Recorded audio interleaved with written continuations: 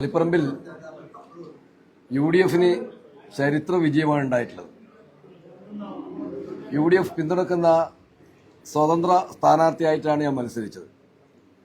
ആ വിജയത്തിനു വേണ്ടി പ്രവർത്തിച്ചത് UDF ഉശിരുള്ള പ്രവർത്തകന്മാരായിരുന്നു.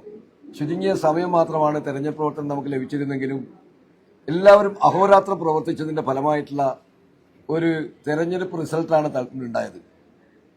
CPM-നകത്ത് നിലനിൽക്കുന്ന ജനാധിപത്യ വിരുദ്ധ നടപടിക്കെതിരെ, കുടുംബാധിപത്യത്തിനും അതുമൂലം ഉണ്ടാകുന്ന അഴിമതിക്കും എതിരെയിട്ടുള്ള ശക്തമായ പ്രതികരണമാണ് തളിപ്പറമ്പിലെ മണ്ഡലത്തിൽ ഉണ്ടായിട്ടുള്ളത്. ഇതിൽ നിന്ന് പാഠം പഠിക്കാൻ CPM തയ്യാറാകുമോ എന്നാണ് ജനങ്ങൾ ചോദിക്കുന്ന ചോദ്യം. ഇന്ന് കേരളത്തിലെ തെരഞ്ഞെടുപ്പ് ഫലം പരിശോധിച്ചാൽ കാണാൻ വേണ്ടി കഴിയും.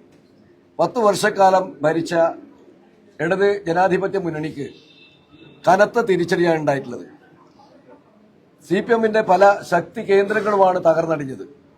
ഇത് കാണിക്കുന്നത് CPM ഇന്ന് എടുക്കുന്ന നിലപാടുകൾ ജനങ്ങൾ അംഗീകരിക്കുന്നില്ല. CPM നേതൃത്വം സ്വീകരിക്കുന്ന നിലപാടുകൾ ജനങ്ങൾ അംഗീകരിക്കുന്നില്ല. അതിനുള്ള തിരിച്ചടിയാണ്.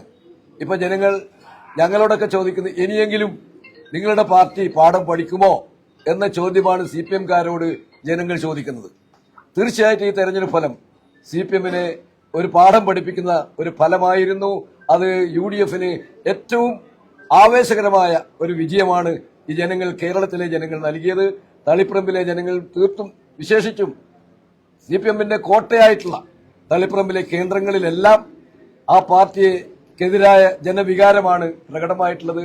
ആ ജനവികാരം തീർച്ചയായിട്ടും ഇവിടെ CPM-നെ തിരുത്തിക്കുന്നതിന് പ്രയോജനപ്പെടുമെങ്കിൽ ആ പാർട്ടിക്ക് രക്ഷയുണ്ടാവും. അല്ലെങ്കിൽ ആ പാർട്ടി ബംഗാളിന്റെ മാതൃകയിലേക്ക് ഇവിടുത്തെ കേരളത്തിലെ CPM-ഉം തകർന്നടിയും എന്ന കാര്യത്തിൽ യാതൊരു സംശയമില്ല.